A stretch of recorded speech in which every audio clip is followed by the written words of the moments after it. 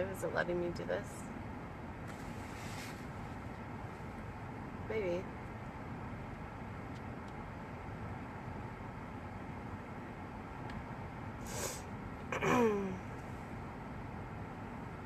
Okay. I think this is working. So here we are at Ochetti. Today is December 9th. And I just wanted to, I pulled in, I spent the night at the casino last night because I'm getting over a terrible cold. And I wanted to just check in and talk about the fact that over here, the excavators are digging. They're digging right now. You can see that they haven't stopped working here and that they continue to face the fines. And you know, this wasn't a win. Nothing has been stopped. The construction hasn't been stopped. So I'm gonna go ahead and flip the phone around and walk that way just a little bit and see if I can give you guys a picture of it. But up on the hill here, I can see it with my own eyes that we have excavators just digging right away. So I'll go ahead and flip it around. I mean, I guess I could drive out there a little bit further, but past the horses on that hill, I don't know if you can see any movement, but you can see they've got, you know, kind of like the large excavators and that sort of thing, just moving. So just to the right of the towers there. And, you know, so what does that mean? You know, this isn't a win. The easement being denied means nothing. You know, none of these things mean anything if they're not enforced. You know, what are laws worth anymore? It's just so confusing because, you know, it's like my human rights were violated. That doesn't matter. My constitutional rights were violated. That doesn't matter. This easement was denied. They continue to work. It doesn't matter. I mean, these corporations answer to no one. Who's going to come out here and enforce this? So I just wanted people to see, can you guys see? Can you guys see this from there? Any action to disrupt this digging? No. I mean, the elders have said no actions. No, I mean, we're just watching it. We're just watching it going, what do we do now? The horses are protesting. So, well, maybe I'll drive out there a little bit further to see if I can give you guys a better view. Like, they're like right there, right out there, like kind of where my finger is. So, you know, they've said no more actions, and I know that some of the yeah, John, hi John, hi John Bolenbaugh, whistleblower. Yes, DAPL Lies is going to be amazing. You know, watch that video, everybody. So, I mean, what are we going to do here? Are we just going to sit idly by and listen to the media blackout and just kind of the distortion of reality when they just continued to work? I mean, everyone was all celebratory and like, yay, this was a win, you know, this was a win of battle in the big war. But no, not at all. Like, it's just smoke and mirrors, literally smoke and mirrors. Yeah, it's total BS. So I don't know, should I go out there? Should I drive out there a little bit further so you guys can see? Because I can drive my car out there a little bit, but I'm gonna have to probably stop the live stream and then go drive out there just a smidge. So, okay, I'm gonna stop for now, but I'm gonna drive out there. So in like 10 minutes, watch. I'm gonna go live again in like 10 minutes and give you guys a better view of the excavators just digging. So, okay. I will see you guys soon. But it's a beautiful day here. We're supposed to have a snowstorm tomorrow. So it's kind of our last day to winterize right now. So I don't know. My friend Sean's helping me with my wood stove, and we're still trying to get people housed.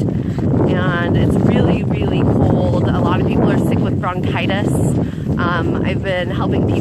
oil of oregano and colloidal silver and vitamin B supplements and doing garlic, like garlic on the feet in socks and that kind of thing, and just trying to get people healthy and build up their immune systems. But meta. Okay, well maybe here, I'm gonna drive, you hold this. I won't stop. We'll just go. We're going live? Yeah, we're live. So we'll just go out there. And you can show the, you don't have to show me, you can show the beautiful scenery. That's better. It is a beautiful day here. It's about -10 degrees right now, but there's little to no wind, so that's good. Doesn't feel like -10. Here, if you go like this, then they flip it. You can flip it around. Oh, yeah, that way. Alright, so we're headed out there to get as close as we can? Yeah, I don't want to get the car stuck because the road only goes so far, but we'll see how far we can go to kind of show people that they're still working. And, you know, all the reporters are gone now. A lot of people have left because it's so brutal cold at night. So no one's out here to really even see this besides us people that are prepared to be in this kind of weather. So we're headed towards Turtle Island, where a lot of those big actions have happened. See if you can get the excavators. Yeah, the excavators are over here. And you can see just the to the right of Turtle Hill. Yeah.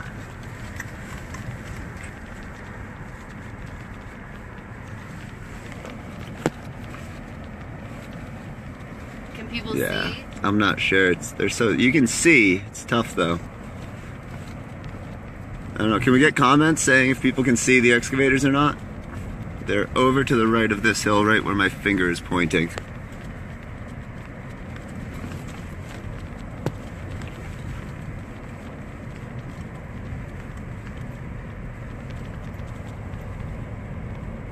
There's at least 2 of them moving around over there doing some digging. Okay, we'll stop here because then if we turn further, it's going to be an access point issue. So,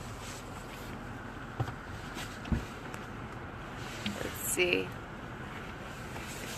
Hi, Mary. I miss you, Mary. Did they drop all your charges, Mary, or just the felony?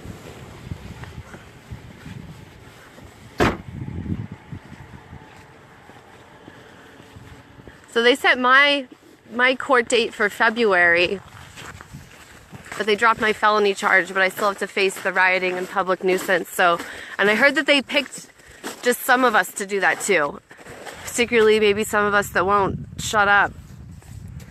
So I wish I could zoom in further, but right out there between the towers. You got a pretty good view right here. Yeah? Okay.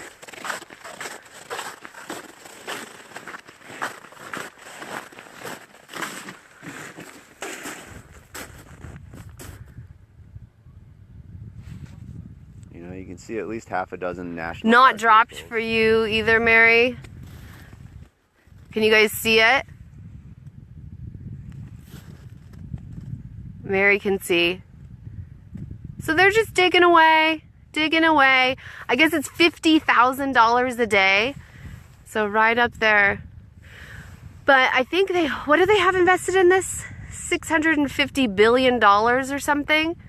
So, you know, $50,000 a day for a fine, you know, that's chump change to them. They're just going to keep going. They're going to keep digging. So, a lot of the veterans have left. Most people have left. It's pretty barren out here. And with Archibald's statement saying that all non-natives should leave, I think a lot of people took that seriously. But, you know, he's one of 9 chairmen, and the other chairman did not say that. Do not, so there's a lot of people that are staying the winter. And, I personally don't feel like I can leave until Highway 1806 is opened back up again. Just because that was the day that I was arrested when they shut that down. And it's such a health, risk. It's dangerous to have that highway closed. And they really need to open up Highway 1806. And I also feel like I'm having a hard time leaving until my false allegations are dropped. I'm wrapped up in this in the court system. So it's kind of a weird place to be in right now as far as, leaving. Sure, I would love to go home. Home sounds pretty good right now. Are they still drilling near the river every day? Archambault said they would do this, but not drill under. I don't know. I've heard that they're drilling from the other side of the river, and some of my friends that are the drone people for Renegade Media, they say that they're doing all sorts of things still. So, and I can even see like out over here, there's some vehicles and different things going on. So like the river's not too far off over there, and they're working all along here, all along these lines still, but particularly really digging and excavating right there. Yeah, I mean, the veterans were not, awesome to have out here, but like what is this easement, denial really accomplished? Nothing. So I don't know, and I'm a little bit like I was saying about like my court cases and all that, and the highway still being shut down. And last night Myron, Dewey, and Prolific were assaulted on the highway heading home in the dark by snowmobilers trying to run them off the road. And I haven't been in town for probably 2 weeks now, because I went to go buy this jacket and some snow pants, and they followed me around Shields, and when I went into Best Buy, a lady body checked me, and they said, oh, there's a Standing Rock woman. And, and I do everything by myself. I'm definitely like a lone wolf. I drive around by myself. I do that sort of thing. And that's why I'm really loving having Sean here with me right now. He's kind of my security.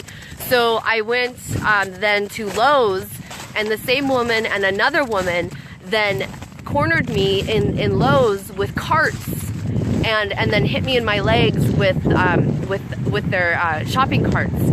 So we're literally not safe to go to the city. So I'm going to get an oil change today because my ride desperately needs one.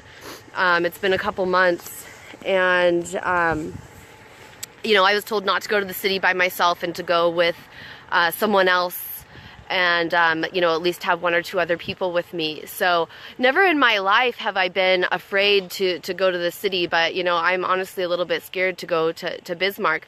Linda Black Elk, who is an ethnobotanist and a major medical person out here as far as the Medical Healer Council, she's been getting death threats for her statement about opening up Highway 1806 as well.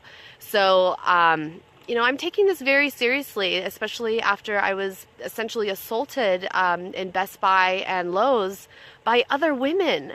I mean, women in Bismarck. I mean, that is just insane to me. So, last year at this time, I was traveling around Central America in San Pedro Sula, which is the murder capital of the world, and I felt safe. But here in Bismarck, I'm just really concerned, and especially what's happened to Myron and Prolific in their car last night, and I know that Evan Duke and Sierra and Ed Higgins, that they're spending a couple nights up in Mandan recovering from bronchitis. And they had police outside of the place that they're staying at as well, stalking them and following them for no reason. I mean, these are non-violent, peaceful people that have done nothing but document this. I mean, no police officer has ever been hurt here at Standing Rock. So I just don't understand why there is this aggressive security. But I mean, I do. This is the oil industry. This is DAPL, and you know, and knowledge is power. You know, being able to show you guys that they haven't stopped working out here and that they continue to do so, really is not wanted by them. I've tried posting some of my videos and pictures on Facebook today about 6 times and nothing has gone through. So obviously I'm being censored, but I think that they can't really do that with Facebook Live. So here we go. I mean, I guess it's the era of Facebook Living if this is the only way to get out this information. But yeah. So, and you know, it just has me concerned that, you know, even if I do want to leave and go back home to Seattle, how am I going to do that? I don't feel safe driving back with all my stuff how I came here. I mean, it's really kind of scary. You know, I would need a few people to come back with me and be able to get all my stuff in the trailer and do it that way. So I'm just trying to wrap my brain around all of this right now and understand, you know, even if I did want to leave, how would I be able to do that safely? And even today, you know, going in for an oil change and stuff, how, you know, what's going to happen when we're up there? So we're just going to go up there, get an oil change, look for a couple lanterns at Lowe's. And hopefully, yeah, I know, Andrew, rideshare with a vet. It's true, I might stop by the vet barracks and see if I can find Joe or Jesse and see if they want to come up there too. But you know, it's just really weird being in, you know, what seems like such a, you know, like I never thought I'd be in North Dakota, but being in a place like this and feeling unsafe to go to the city and know that, you know, those women might follow me around again and do something weird again. Probably not, now that I have a friend with me, but possibly. And the way that, you know, Linda Black Elk had death threats, Myron and Prolific were ran off the road by snowmobilers last night, and Evan and Sierra and Ed, you know, they're being stalked by Morton County police officers. So it's really, you know, it's, to say the least, it's psychological warfare just in that. So I don't know, I'm gonna get an oil change, see how it goes, but I just wanted to show you guys as best as I could that they're digging out there. They haven't stopped, even though the easement has been denied. That changes nothing. It changes nothing. So it's just smoke and mirrors. Like, it's a concessional thing. And yeah, video record, exactly. So I'm gonna have Sean video record anything that might go wrong out there if anyone does approach us while we're getting an oil change. So, you know, it's interesting times here, but you know, what does this all mean if it won't be enforced? You know, if they just get to keep working, if our rights are violated, you know, what is any of it worth? So, oh, I love you, Mary. Thank you for your sacrifices. I don't feel like I've sacrificed anything, really. I mean, we all have to play some sort of a role in this, and you know, I'm not the media, I'm a mental health worker. And I'm just being honest about what I experienced, and that's why I put everything online for free. I post all my pictures, and it just needs to be documented. This is unprecedented. So, you know, that's what it's about, is telling the truth. And yeah, they seriously need to open the bridge back up. Like, they need to open up Highway 1806 again. It's going to take us an extra hour to get around, and apparently there's mercenaries on snowmobiles that are willing to go ride at cars. So it's really good that Myron was able to get that on video, and I think We Are the Media shared that, and it's out there. So, okay, well, I think I'm gonna hit the road, and I'm just kind of reading some of your comments right now. Yeah, we're here to speak the truth, and you know, talk about how this is just the beginning. You know, I feel like I came here to Standing Rock for an experience to see what a native-led spiritual movement is all about. And you know, little did I know I'd get some hard lessons in law and the criminal justice system. So yeah, my court date, my trial's set for February. So, but hopefully they'll just drop those charges too. You know, it's like they dropped, you know, the criminal conspiracy to endanger by fire, but there's still the rioting and still the public nuisance. And most importantly, another thing that's really on my mind about why my heart can't leave here is that Red Fawn is still in jail. She is a political prisoner now, akin to many others in the past. Leonard Peltier, Nelson Mandela, and you know, her name isn't even known. So she was arrested the same day that 146 of us others were arrested, on October 27th, the day that they raided the Sacred Grounds North Camp. And they still have her. I believe she's in Fargo at Cass County Jail, where I was, and they don't need to have her there. They do not need to have her there. They dropped her attempted murder of a police officer charges, but they're still trying to hold her with, you know, possessing a gun or something along those lines. But when you compare, and she wasn't doing anything besides just standing there holding the line. Yeah, free Red Fawn. Free Red Fawn. So open Highway 1806, free Red Fawn, drop all of our criminal charges, and stop freaking polluting the earth with these damn pipelines.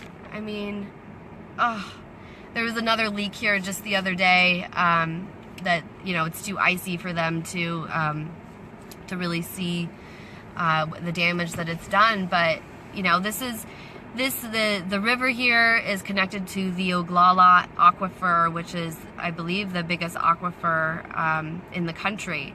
So that's what we're headed towards. And this is on the grain belt. So, you know, all of these micro leaks and everything, things that are even undetected. So it all goes into all of our grain and everything here in the grain belt. So it's poisoning not just our water, but our food. So, you know, if you wonder why you're having problems with grain or gluten or anything like that, you know, that very well may be connected to our food system being contaminated. So I'm going to see how it goes in the city. I haven't been back since I was followed through 3 different department stores and mildly assaulted by crazy Bismarckian women. It blows my mind that women would do that to other women. I just don't get it. So, okay, I'm gonna let Sean hold the phone as we drive out of camp, and you guys can kind of get a look at camp a little bit.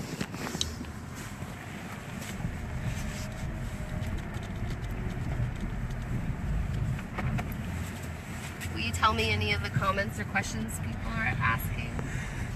Yeah. Just comments from Japan, comments from the UK. Wow. Yeah. So now we're headed back towards camp from the riverfront over by Turtle Island, away from the digging.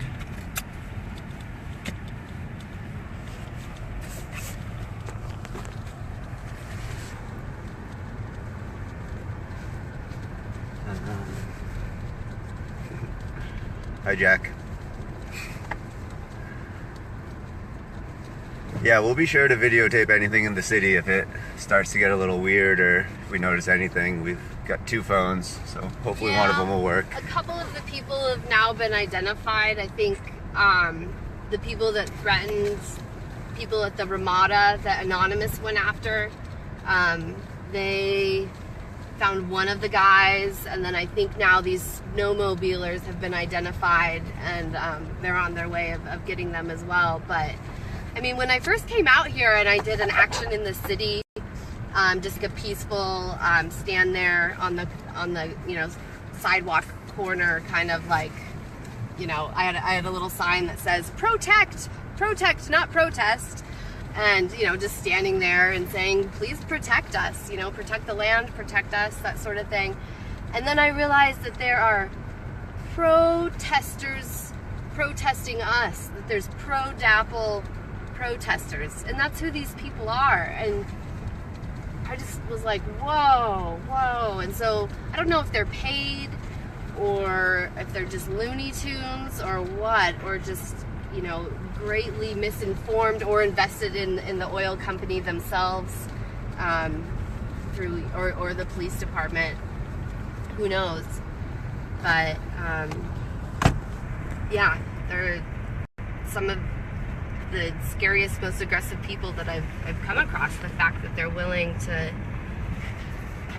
run people off the road and threaten people with death threats.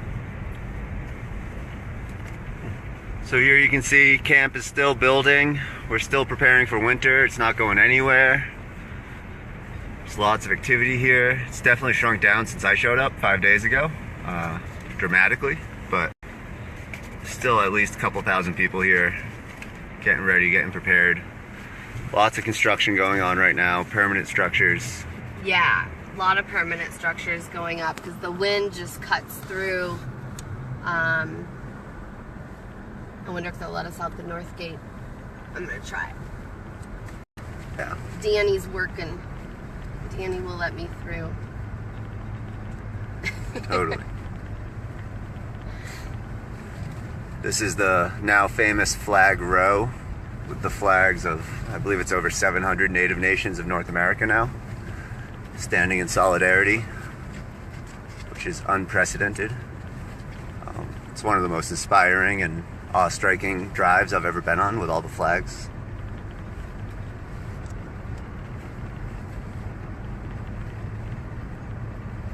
The 1806 bridge with the famous action from a few weeks ago is right over that hill, walking distance from the camp. It's called the Backwater Bridge. The Backwater Bridge.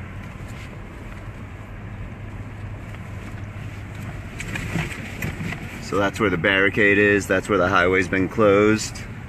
Yeah, so now we have to go out this way and go around an even longer route. But there's camp right now.